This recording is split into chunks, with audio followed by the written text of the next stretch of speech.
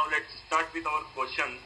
The first question is, operating system like Unix provide services both for programs and users. Explain. So here is answer. That's operating systems like Unix provide service for both for programs and users because Unix is an operating system that can handle various activities from multiple users and provide services for both users and programs. It is designed in a time-sharing configuration. Now the major services provided by Unix is init, login from terminal, syslog, periodic command execution, graphical user interface, networking, network logging, network file system. Now the second question is, why is the shell called command interpreter? So answer is, the shell scans the command for some special character and recreates the command structure. It then pauses on the command to the kernel for execution. Because the shell does all this work on behalf of user, it's known as an interpreter. Or we can say that shells are known as command interpreter because that's exactly what they do. The user enters commands and the shell then decides what to do with those commands based on the user input, variables, shell settings, user settings, and global OS settings. Command shells have not been replaced fully in an OS. Even the most modern, there are some things that shell can do very efficiently that can't be done in GUI, graphical user interface. Now the third question is, there can be multiple shells and kernel running on your system, true or false? So the answer is false. Here is the explanation, because there can't be multiple kernels running on a single Unix system. However, there can be multiple shells in action, each for a user who is logged in. There is only and only one kernel with which every shell interacts in a Unix system. Now the fourth question is, two Unix systems may or may not use the same set of system calls, true or false? So the answer is false, and here is the explanation, because all Unix servers have one thing in common, they use the same system calls which are described in POSIX specification. So let's start a brief session of Unix OS. Unix and Unix-like operating systems are a family of computer operating systems that are derived from the original Unix systems from Bell Labs. Unix is the most powerful and popular multi-user and multitasking operating system. The basic concepts of Unix were originated in the Multics project of 1969.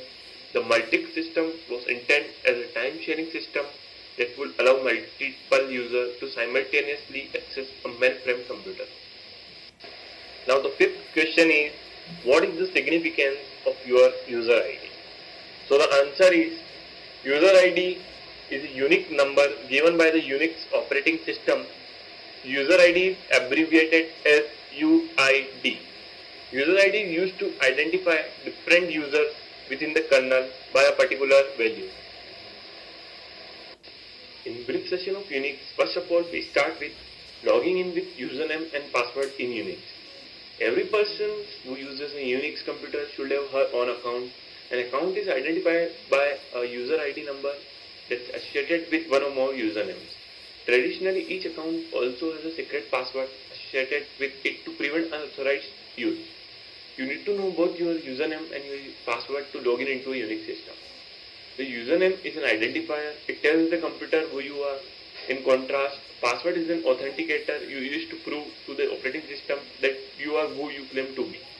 A single person can have more than one Unix account on the same computer. In this case, each account will have its own username. So we have now been able to successfully log on to a Unix system. What do we do now? What the system expected was a command that it knows, and Unix does not appear to be a legitimate command. Nevertheless, the prompt returns to accept the next command. Unix has a large family of commands, some of them quite powerful, and Unix expert is expected to know many of these them. We will now acquaint ourselves with a few of these commands.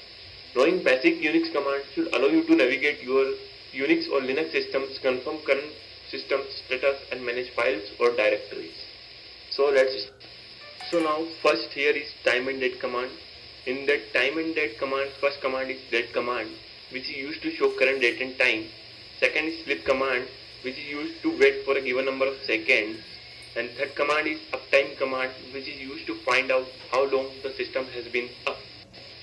Now second command is Unix file operation. These commands are used to navigating file system and managing files and access permissions. So in this Unix file operation, first command is ls, which is used to list files and directories. Second command is cp, which is used to copy files. Third command is rm, which is used to remove files and directories. Fourth command is mv, which is used to rename or move files and directories to another location. Fifth command is chmod command, which is used to change files or directory access permissions. Sixth command is chown, which is used to change file or directory ownership. So now third command is Unix directory management command.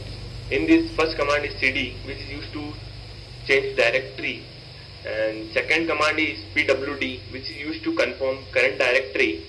Third command is ln, which is used to make links and symlinks to files and directories. And fourth command is mkdir, which is used to make new directory. And fifth command is rmdir, which is used to remove directories in Unix. Now fourth command is Unix user command. In this Unix user command, first command is whoami, that is used to show username. Second, id, which is used to print user identity. Third, groups, which is used to show which groups user belongs to. Fourth, password, passwd, which is used to change user password. Fifth, who, which is used to find out who is logged into the system. Sixth, last, which is used to show history of logins into the system. Now the fifth command is text file operations in Unix. In this, first command is more, which is used to basic pagination when viewing text files or passing Unix commands output. In the second command is /less, which is used to an improved pagination tool for viewing text files. Third command is head, which is used to show the first 10 lines of text files. And fourth command is tail, which is used to show the last 10 lines of text files. Fifth command is grep, which is used to search for patterns in text files. Now sixth command is cat, which is used to concatenate files and show contents to the standard output. So now the sixth command is file transfer command. In this, first command is ftp, which is used to clear text file transfer protocol client. Second command is sftp, which is used to secure version of ftp.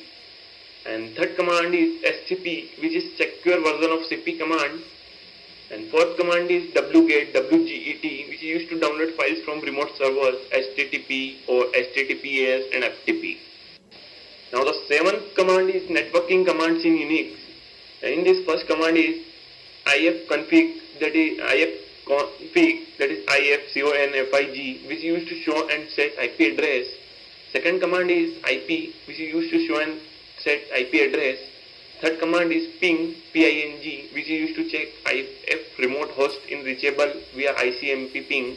And fourth command is netstat, that is netstat, which is used to show network status and routing information. Now the eighth command is process management, which is used to listing process and confirming their status and stopping process if needed. So in this, first command is ps, which is used to list processes. And second command is stop, which is used to show task and system status. And third command is kill, which is used to kill a process. Now here Unix system status command. These are most useful commands for reviewing host name, configuration and beta status. So here is the first command, that is host name, hostname, that is used to show or set server host name. Now the second command is w, that is used to display system node who is logged in and what they are doing. And now third command is uname, that is used to print Unix system information. Now here is Unix shell command. There are two commands in Unix shell command. First is clear, CLEAR, which is used to clear the screen. And the second command is history, history, which is used to show history of previous command.